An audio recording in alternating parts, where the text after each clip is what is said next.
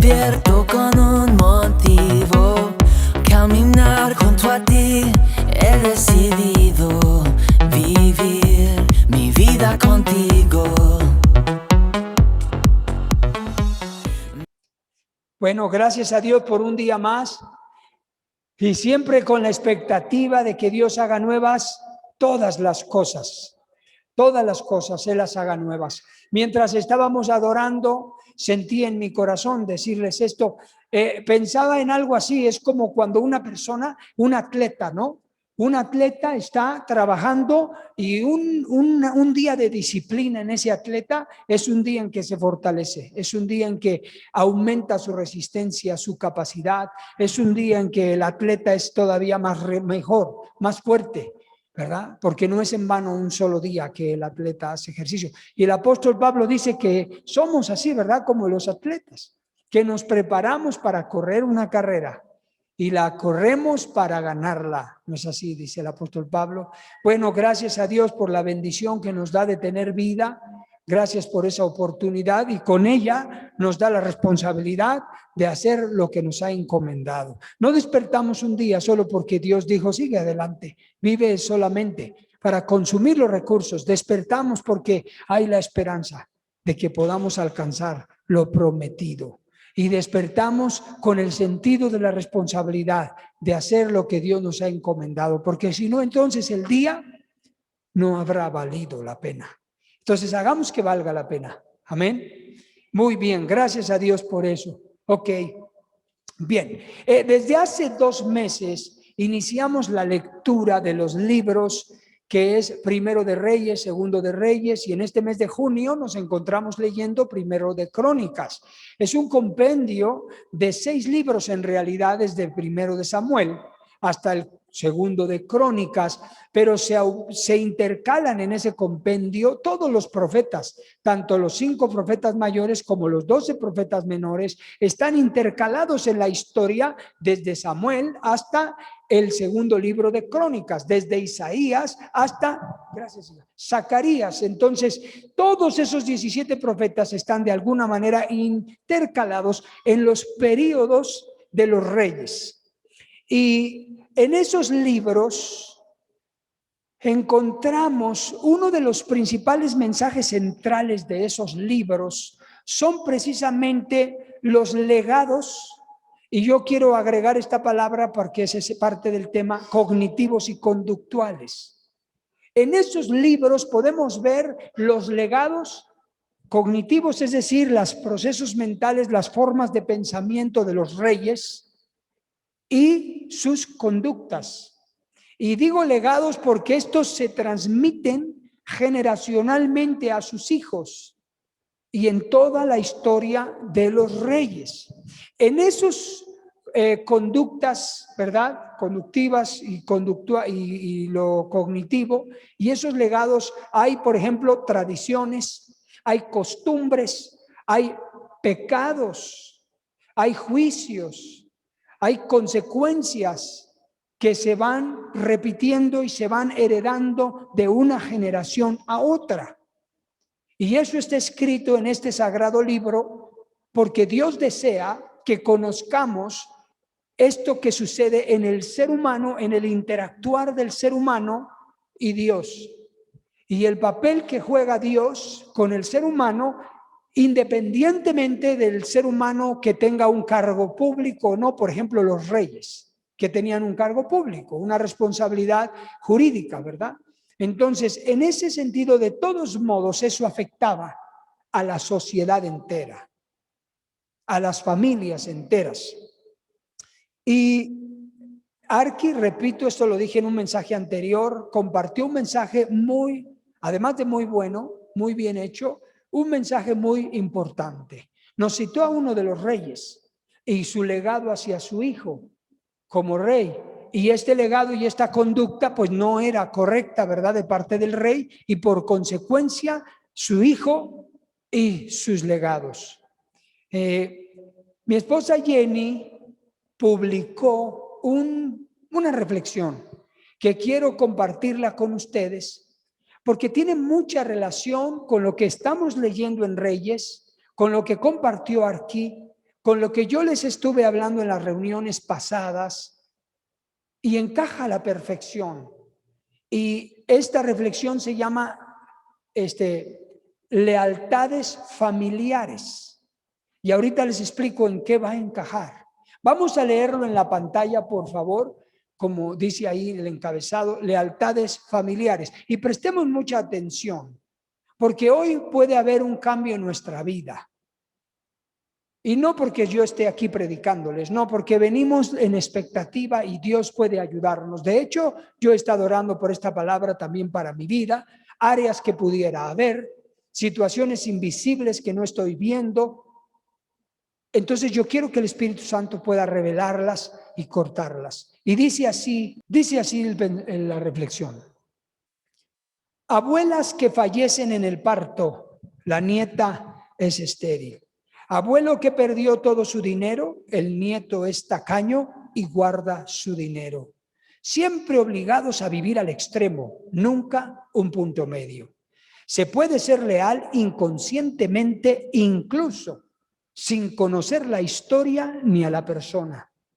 Siempre hay un miembro que no encajaba, un ladrón, un delincuente, un suicida, un accidente fatal, un incesto, del cual no se habla nunca y que forma parte de los secretos familiares. Pero invariablemente alguien resultará leal a ese familiar y es copia viva, sin conocerle. Se puede vivir una vida individual e independiente, muy saludable, si rompemos con toda herencia generacional. Lo que una generación deja sin resolver será la siguiente, la que inocente e inconscientemente trate de resolverlo. Así queda atrapada con temas o asuntos que no son en realidad su responsabilidad. Existe una transmisión transgeneracional de los problemas familiares que a veces crean una cadena de destinos difíciles o trágicos. Los asuntos no resueltos de los sistemas familiares en generaciones anteriores y las injusticias cometidas dentro y fuera del sistema familiar pueden inconscientemente afectar la vida de las familias, manifestándose en algunos o varios miembros del sistema. Enfermedades inexplicables, depresiones, suicidios, relaciones conflictivas, trastornos físicos y psíquicos, dificultad para encontrar pareja, para prosperar, comportamientos conflictivos, etc. Ejemplos de algunas deslealtades. No quiero cerrar solo en este punto, pero es un ejemplo. Un hombre adúltero maltrata y humilia a su mujer y alguien tendrá que pagar por ello. Posiblemente un nieto o descendiente llevará una vida de infelicidad o sufrirá adulterios y humillaciones constantes de las mujeres y parejas para compensar el maltrato que su ancestro realizó a la abuela y a otras mujeres. No dejes que tus generaciones sufran las consecuencias por lo que no resolviste en tu vida. Hoy quiero como complementar todos estos temas que hemos estado hablando desde Arqui, el que compartió Jenny, que se llamó lo que le falta a tu casa o qué le falta a tu casa, lo que yo compartí las últimas 2 reuniones, complementarlo con este tema. Y el título que he puesto a este tema es la transmisión transgeneracional, porque ese es un término de salud mental, transmisión transgeneracional, y eso existe. Los nombres que podemos nosotros asociar con esto, transmisión transgeneracional, es herencias, legados, maldiciones, ¿verdad?, a nuestra vida, que, repito, en un término mental, de salud mental, se llama transmisión transgeneracional, y lo citó Jenny en su reflexión. Yo quiero poner una base bíblica de muchas para este mensaje. Proverbios 26:2. Vea conmigo, por favor, esta escritura. Proverbios 26:2. Como el gorrión en su vagar y como la golondrina en su vuelo. Note, así la maldición nunca vendrá sin causa. Wow. Fíjese lo que la Biblia revela. Como el gorrión así como viene, la maldición nunca vendrá sin causa. Si hay una maldición en nuestra familia, es por algo. Alguien abrió una puerta. Alguien abrió una puerta, sea un abuelo, bisabuelo, padres o nosotros. Alguien abrió una puerta y necesitamos que esa puerta sea cerrada. Necesitamos que se corte la transmisión transgeneracional. Y esto nos ayuda a que cuando nos caiga el 20, porque a veces, queridas familias, no nos damos cuenta, porque estamos incluso habituados a una forma de vida. Se vuelve parte de nuestra cultura. Ahorita lo voy a explicar. Mire, por ejemplo, para no sobreexplicar. Hay diversas posturas o se postulan sobre la transmisión transgeneracional de los especialistas. Esto que les voy a leer aquí en su pantalla. Por favor, por ejemplo, lo que ustedes escucharon en la reflexión que leímos de mi esposa que publicó, yo la tomé porque cuando yo leí esa reflexión, pues yo tengo este conocimiento y lo enseñé en el último curso que impartí sobre el trastorno de estrés postraumático, y agarré la información de ella y revisé mis notas. Yo dije, es exactamente lo mismo. Y mire lo que dice, por ejemplo, uno de los autores de la transmisión transgeneracional. Aquí está, ¿verdad, hijo? Dice así: la vivencia de la represión en los abuelos y o padres es un tema tabú, no hablado, pero omnipresente. La gran mayoría de hijos no saben qué pasó, aunque algo pasó, e integran lo sucedido como parte de su infancia. Y en ocasiones sí saben, pero es un secreto a voces que no se habla en la familia. Entonces, yo les pido que traten de abrir los ojos espirituales y traten de comprender qué es lo que pudiese estar habiendo en nuestra familia generacionalmente. Porque podemos cortarlo. Necesitamos. Hay cosas que Dios no permite, mejor dicho, permite nuestra vida, o no nos hace la vida, no nos la resuelve toda cuando nos entregamos a Cristo, porque si no seríamos unos completos inútiles. No sabríamos cómo orar y por qué orar. Si nos resuelve Dios la vida, Él nos da las armas, las herramientas. Le voy a dar un ejemplo de los que a mí me impresiona muchísimo. Me impacta de varios en la Biblia. Un rey iba a enfrentar un gran ejército. En el libro de los Reyes, usted lo va a encontrar, segundo libro de Reyes. Este rey va a enfrentar un gran ejército y está muy tenso y muy preocupado porque este ejército lo va a hacer pedazos al rey, son los asirios. Entonces manda llamar al profeta, al gran profeta Eliseo. Y le dice: Padre mío, necesito que me ayudes, voy a enfrentarme con este ejército y nos van a destruir a todos, a Israel completo. Y el profeta le dice al rey: muy bien, abre la ventana, o está abierta la ventana, toma una lanza, una flecha de un arco, y tírala por el arco y grita: salvación de Jehová.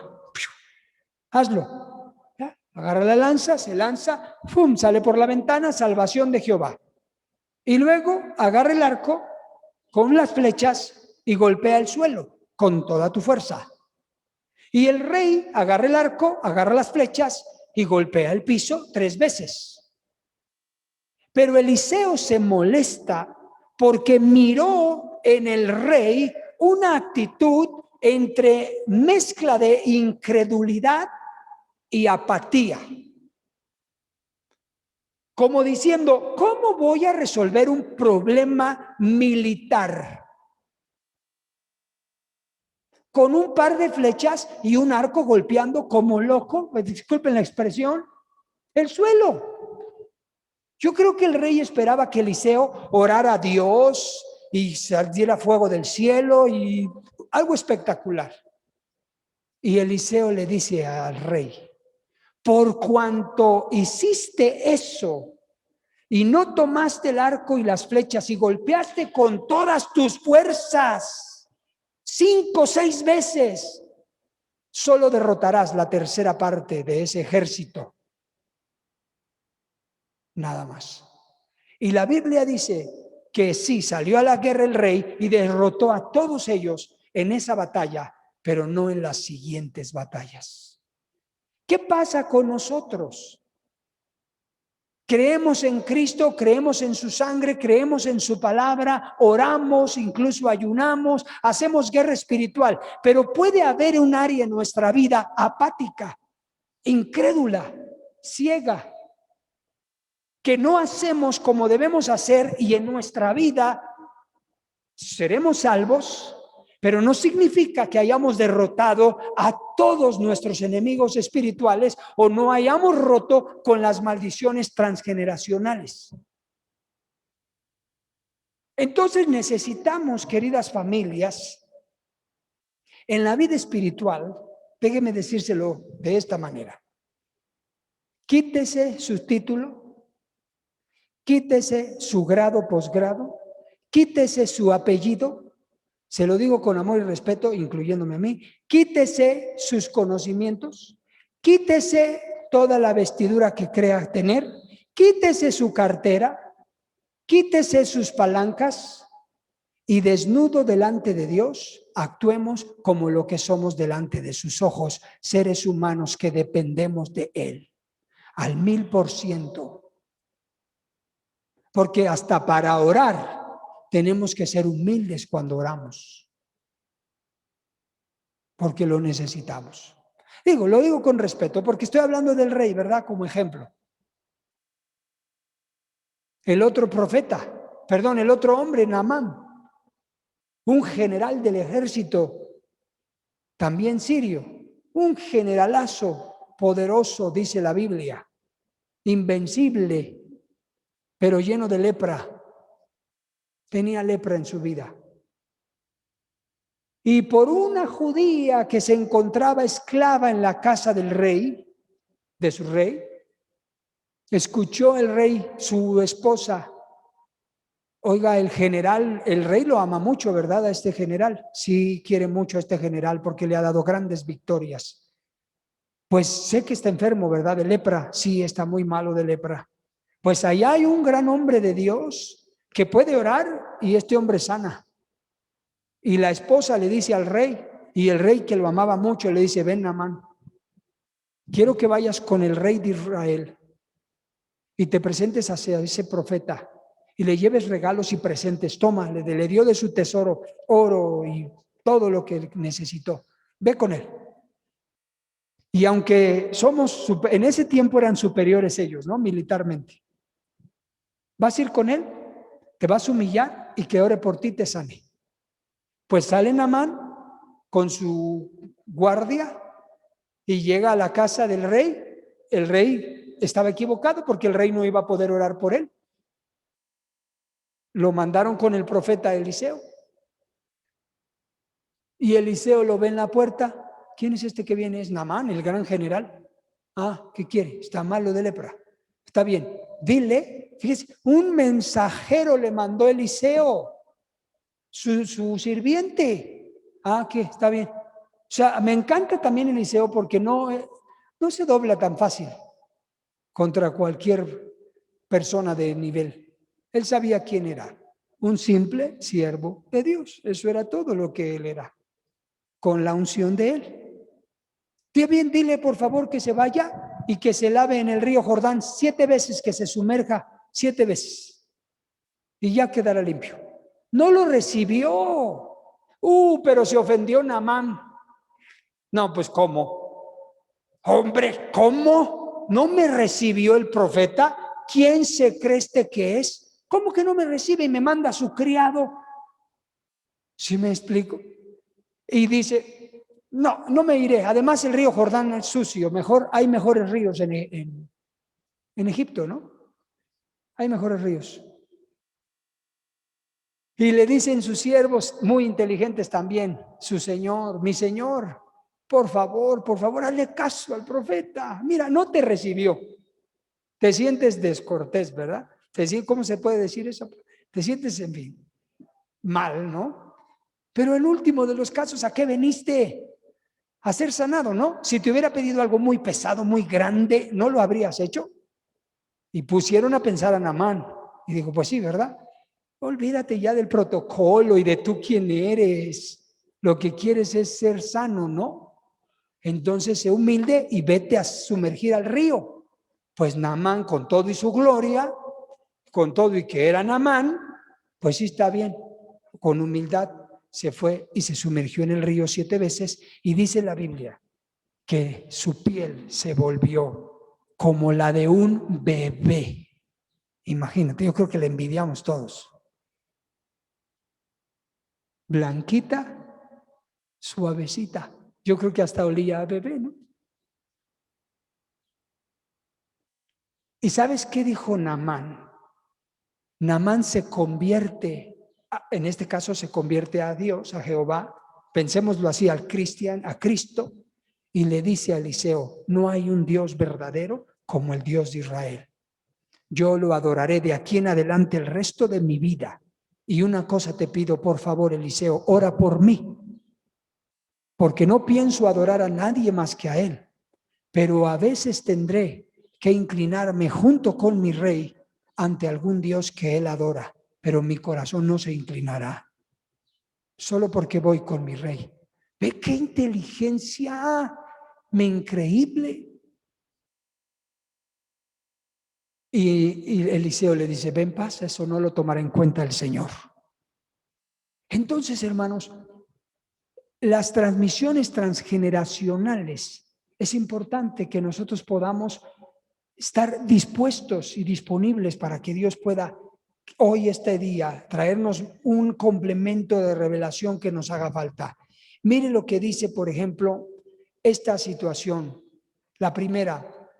La segunda, perdón. Vamos a la segunda, hijo, por favor. La segunda dice así. Situaciones adversas, lo voy a leer acá, traumáticas. Autores consideran que otra forma de transmisión transgeneracional aparecería en casos en el que el superviviente adopte una marcada identidad colectiva. Fíjese bien, identidad colectiva, tenga presente esto.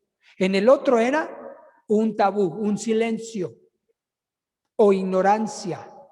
En esta teoría, postura es una identidad colectiva que no solo se centra en su vida, sino en la de toda su familia, con el riesgo potencial de victimización secundaria y estigmatización.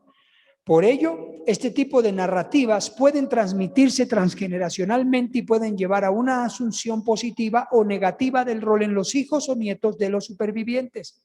¿Qué significa esto? Significa que a veces adoptamos posturas en la casa por una narración colectiva, es decir, que se trata el mismo tema y toda la familia adopta una victimización.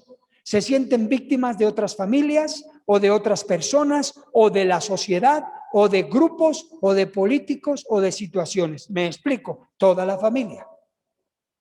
Y entonces la familia alimenta y retroalimenta esta situación y toda la familia se une ante una situación que se va a convertir en una transmisión transgeneracional. Los padres fueron dañados o afectados, o los abuelos, y luego le siguen los hijos. Y luego le siguen los nietos. ¿Por qué? Por la narración colectiva. ¿Me estoy explicando? Estoy esforzándome por explicar. Entonces, como que todos tomamos partido. Y repetimos y repetimos y transmitimos transgeneracionalmente la situación. Y no cortamos la cadena. Y la última habla de la violencia familiar.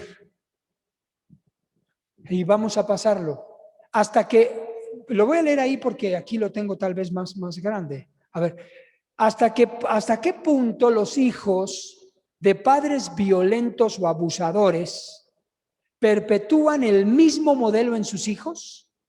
Los estudios indican que, en parte, así es. lo que ocurriría en este caso es que habría una introyección de valores de autoridad y de legitimación del recurso a la violencia que harían. Aquí guarden esta palabra, introyección. Ahorita les explico. Que ese fuera usada con mayor probabilidad frente a los propios hijos. Este autor sugiere a partir de diferentes trabajos que 1/3 de los adultos, o sea, 3 de 10, 30 de 100, ¿okay? 300 de 1000. 1/3 de los que sufrieron abusos en la infancia son padres abusivos y con negligencias graves. Otro tercio no manifiesta ningún tipo de disfunción, pero otro tercio sí, nada más que es pasivo. Es de los que sí no manifiesto como el primer tercio, soy pasivo, pero nada más me provocas, ¡pumba! Y todo vuela. ¿Me explico? Necesitan como que un combustible.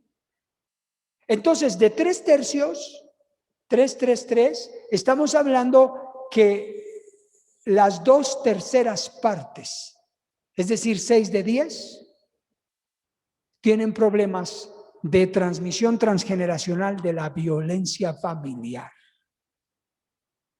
Puede ser que seamos muy violentos, agresivos, verbalmente, físicamente, de una o de otra manera. Y se repite.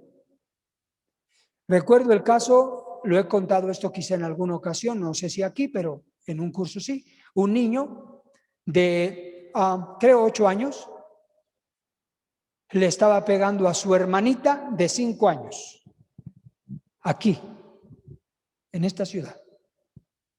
Y le pegaba a la niña, la golpeaba. La niñita sufría, su hermanita. ¿Y por qué le pegaba ese niño de 8 años a su hermanita de 5? Porque su papá golpeaba a su mamá. Y cuando la golpeaba, su papá le decía, tú lo mereces. Y le insultaba y le decía, es que así se tratan las mujeres. Y mi hijo, y le decía al hijo, y mi hijo, para que vea cómo se tratan a las mujeres. Otras palabras que no puedo repetir. Y el niño veía a su papá, aprendía de él y golpeaba a su hermanita y le golpeaba y le pegaba en la cabeza y la agarraba de los cabellos para que veas cómo se tratan las mujeres, y la golpeaba. Otro hombre golpeaba y maltrataba a su esposa y él lo dijo con su boca. Nosotros lo conocimos, tuvimos relación con él, amistad en otra ciudad, aquí ya no se me espanten ni estén pensando quién. Y él dijo estas palabras. Porque cambió su vida por medio de la vida cristiana. Y él dijo, yo hacía esto porque mi mamá así fue tratada por mi papá. Y yo dije, si mi mamá fue tratada así por mi papá, ¿por qué esta mujer no va a sufrir? Otro joven niño, siendo niño, fue abandonado por sus padres. Y lo tuvieron que rescatar sus familiares directos. Y vivió y creció adoptado teniendo padres. Y cuando él creció y supo la historia, él joven, y todavía es joven, a su corta juventud, 4 esposas, 5 hijos, con las diferentes 4, y actualmente dejó a la última y ya quiere casarse con otra. Transmisiones transgeneracionales, sin saber, sin darnos cuenta, o por narrativa colectiva, o por introyección, que ahorita les explico, que eso es lo que les dije. Construimos vidas en las que Dios no quiere que vivamos. Legados generacionales y familias, no somos lo que deberíamos de haber sido. Pero no somos responsables por eso, pero sí somos responsables por lo que estamos actualmente haciendo y siendo. Y Dios nos da la oportunidad en nuestras manos de cambiarlo. No va a ser rápido, quizá, ni fácil, pero progresivo sí. Y cada día será menos difícil y mucho mejor. Pero depende de que cada uno de nosotros no seamos negligentes. Trabajemos, porque es nuestra vida y lo único que podemos hacer es salvarnos a nosotros mismos. Y no estoy siendo antibíblico. Pablo le dijo a Timoteo, cuídate de ti mismo, porque haciendo eso te salvarás a ti mismo y a los que te oyeren. Si estamos esperando, queridos familias, que por simplemente, Señor, yo te amo, te creo, te confío y eres el Señor de mi vida, una varita mágica del cielo se va a parecer como las películas de Walt Disney, ¡fring! Nos va a cambiar de ser, ¿cómo se dice la de Anastasia, la de Cenicienta? Ah, sí, de ser cenicientos a princesas o príncipes, estamos equivocados. Nuestra carroza se va a volver a convertir en calabaza, es más, ni de carroza va a pasar. Vamos a seguir igual. Necesitamos esforzarnos por, dice Pablo, alcanzar, esforzarnos por alcanzar la gracia, cuidando que ninguna raíz de amargura brote y por ella muchos sean contaminados. Ahora, algo que es importante y que debemos entender y saber es cómo se hace la transmisión transgeneracional. Bueno, existe, ¿verdad?, un componente genético. Eso es real. Genéticamente existe transmisión transgeneracional, sí, por el ADN, el ácido deoxirribonucleico, que es el componente del ADN, y el ARN, el ARN es parte del ADN, pero se desprende porque nos hace las copias. El ARN es una copiadora dentro del sistema celular del cuerpo que se encarga de copiar información y multiplicarla. Así que hay una carga genética, sí. ¿Que Dios puede cambiar en nuestra conducta? Sí. Porque está comprobado, como leí al principio, que hay quien ni siquiera conoció a sus abuelos o padres y actúa como ellos. ¿Cómo se puede uno explicar eso? Por una carga genética conductivo-conductual. Además, por espíritus del diablo que operan en los seres humanos. Ahora, existe también el otro sistema. Que este sistema ha existido porque Dios así lo creó, que es el aprendizaje. Se conoce como aprendizaje social y aprendizaje vicario, ¿verdad? Por Alberto Bandura, que es uno de los principales especialistas, ¿verdad?, en cognitivo-conductual, que ha propuesto y para mí ha descubierto y nos ha enseñado lo que ya existe. Porque Jesucristo nos dijo, ¿verdad?, que lo imitemos, que seamos como Él. Y Pablo dijo, sed imitadores de mí como yo lo soy de Cristo. Ser santos como yo soy santo. Entonces, desde la Biblia podemos leer y desde los antecedentes bíblicos que estamos leyendo en Reyes, en los seres humanos existe el aprendizaje social o el aprendizaje vicario. ¿En qué consiste? Tiene 3 componentes. Los 3 componentes del aprendizaje social o vicario son básicos: la observación, la imitación y el aprendizaje. ¿Y qué hace un niño? ¿Qué hace ese bebé que tienes tú en tus brazos? ¿Qué hace y qué va a hacer? Te va a ver, te va a imitar y va a aprender de ti. Así de simple. Y si tú no eres responsable, o usted o yo no somos responsables de nuestras conductas, nuestros hijos y las generaciones se convertirán no en lo que les decimos, en lo que hacemos. Esa es la fuerza del aprendizaje social. Entonces se hace conductas. Ahora, un neurólogo especialista, Giacomo Rizzolatti, estableció, y claro que tiene razón porque es un neurólogo, y él nos enseña lo que le llama neuronas espejo, que son células nerviosas dentro del cerebro, en los hemisferios izquierdo y derecho. Y estas células nerviosas se dicen espejo neuronas porque su función es reflejar. Lo que observan, lo reflejan.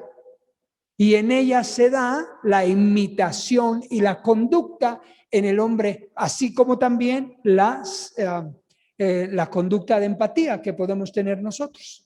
por las neuronas espejo. Entonces, en otras palabras, queridas familias, el aprendizaje dentro de nuestra familia, la conducta no es en su mayoría, sino el reflejo de lo que nuestros hijos ven. Y usted podrá decir, no, pero yo no soy tan rebelde como mi hijo. No, pero algo ve. Algo ve. Algo ve. Algo ve. Algo ve. Esto es bíblico, autoridad de todas las autoridades, y es médico lo que yo le estoy explicando. Algo ve. Porque no somos a veces ni la cuarta parte de lo que les pedimos que hagan. No sé si me explico. Entonces nosotros tenemos que comprender primeramente que nada esto. Quiero leer unas evidencias bíblicas y preparar la conclusión. Por favor, Proverbios capítulo 30. Proverbios capítulo 30. Para orar. Muy bien. Proverbios capítulo 30. Por favor, rápido aquí, mi querido Julio, como una velocidad de la luz para que lo leamos juntos. Dice así la Biblia en Proverbios 30. Versículo, pues no les dije el verso, ¿verdad? 11. Versículo 11. Dice así: hay generación que maldice a su padre y a su madre no bendice. Fíjese, por favor, tome nota. Hay generación, no está hablando de un individuo, hay personas que es una generación que maldice a su padre y a su madre no bendice. Estamos en una transmisión transgeneracional. ¿Qué va a pasar con los hijos de esa generación? Igual, maldecirán padres y no bendecirán a sus madres. Dice, segundo, hay generación limpia en su propia opinión, pero si bien no se han limpiado de su inmundicia. Este tipo de generaciones, quiero pedirles que me dejen explicárselos así, porque si no les voy a llevar a como a 10 textos. ¿Qué prefieren? Porque aquí los tengo anotados. Ok, se los explico entonces. La Biblia enseña que este tipo de generaciones limpias en su propia opinión son generaciones que basan su moral en sus tradiciones, costumbres, culturas y en su propio criterio. Su moral, aunque sean amorales o bueno, inmorales. Lo que pasa es que la inmoralidad se asocia con sexual, pero vamos a decir amoral, ¿ok? Es decir, no muy morales, ¿verdad? Que con facilidad pueden robar, ¿no? Que pueden transar, ¿no? Que pueden mentir, que manipulan, pero se sienten bien porque eso es algo común socialmente. No, no es así. Si nos medimos con los demás, sí. Si nos medimos con el estándar de Dios, no. Entonces, hay generación limpia en su propia opinión porque dicen, yo no mato a nadie, yo no le hago nada malo a nadie, no me meto con nadie. ¿Y eso qué? No significa que seamos limpios. Dios dice en su propia opinión, pero si bien no se han limpiado de su inmundicia, o sea, que están en inmundicia en sus formas de ser, pero se sienten limpios. Entonces, hay generaciones que son así. ¿Y qué hacen los hijos? Transgeneracional igual. Veamos la siguiente. 13. Hay generación cuyos ojos son altivos. Fíjese, esta es tremenda también. Y cuyos párpados están levantados en alto. ¿Conoce personas usted que como que toda la familia son bien arrogantes? ¿Conoce personas así que hasta el piso que pisan no los merece? Que miran así. Está en la Biblia, son generaciones arrogantes, altivas. Va usted a saber por qué, en qué se basan, pero el asunto es que son así. Que siempre tienen una mentalidad de sentirse más y mejor que los demás. Pues todos somos de sangre roja, ¿no? ¿O no es así? Todos tenemos ojos, unos verdes, otros rojos, pero tenemos ojos. Unos serán más guapos, otros no tanto, pero de todos modos, y no hay por qué ser así, pero así se hay generaciones. Siguiente, versículo 14. Hay generación cuyos dientes son espadas. Esta está durísima. Y cuyas muelas son cuchillos para devorar a los pobres de la tierra y a los menesterosos de entre los hombres. Estamos hablando ahora de generaciones, le estoy diciendo 4 ahorita. Generaciones de personas que son muy, perdónenme la palabra, por favor, lo digo con mucho respeto, pero quiero hablar en castellano. Son bien chismosas, intrigosas, juzgan y chisme y crítica y juzgan y juzgan. Si usted oye a alguien habla mucho de los demás, aquí está en la Biblia, mire, nadie se sienta mal, esto está escrito aquí antes de Cristo, o sea, hay un montón, no somos los únicos. ¿O no es usted el único? Esto es de generaciones transgeneracionales, es un problema transgeneracional, pero no se da solo por el diablo, se da por el aprendizaje, por la educación que tenemos en casa y porque se vuelve una costumbre. Y necesitamos abrir los ojos porque hay cosas que Dios nos está dando, no nos está dando, o no están sucediendo porque no estamos caminando perfectamente bien en algunas áreas. O Dios dice, te voy a detener esto hasta que no voltees y me digas, ¿qué pasa, Señor, con esto? Ah, qué bueno que preguntas, hijo, porque ya te vas tardado.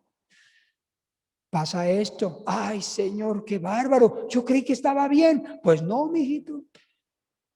¿No estás bien? Uy, Señor, tanto tiempo perdido. Sí, mijo, pero nunca es tarde. No por ti, ya tú ya pasaste, pero tus generaciones.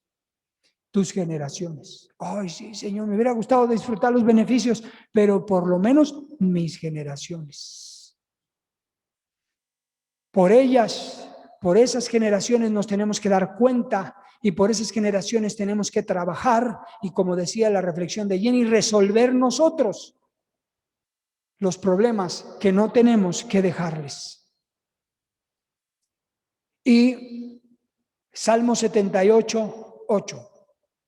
Dice así, Salmo 78, 8. Una exhortación de Dios a través del salmista. Dice así, Salmo 78, 8. Ojalá leyéramos todo este salmo una vez en casa.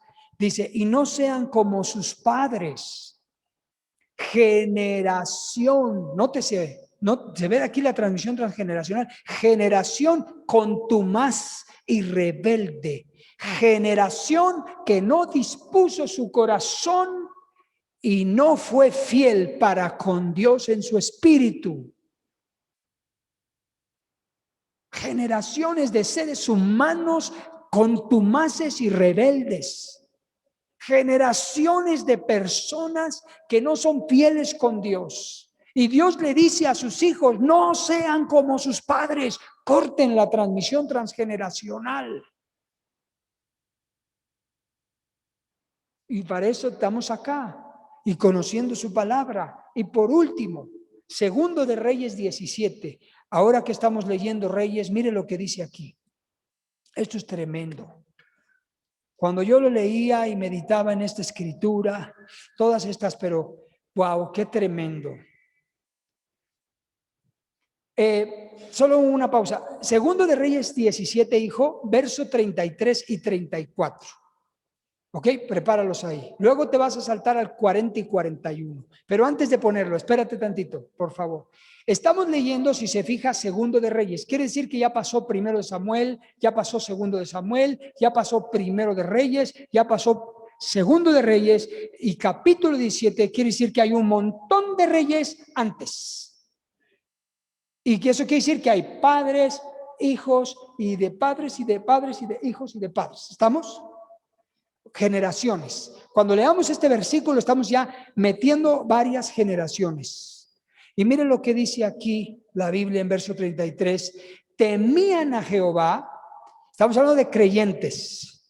Para que no nos digamos, yo zafo. No. Cuidado. Mire, temían a Jehová y honraban a sus dioses. Golpe. temían a Dios, pero honraban a sus dioses. ¿Cómo?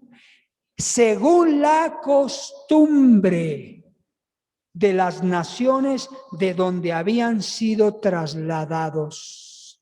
Hasta aquí tantitito, por favor. Creían en Dios y lo temían, pero cargaban en sus vidas, en sus formas de ser, en sus generaciones, adoración, idolatría, creencias, costumbres transgeneracionales. Estamos hablando de hombres que creían en Dios y le temían, pero no habían cambiado esas cosas en su vida.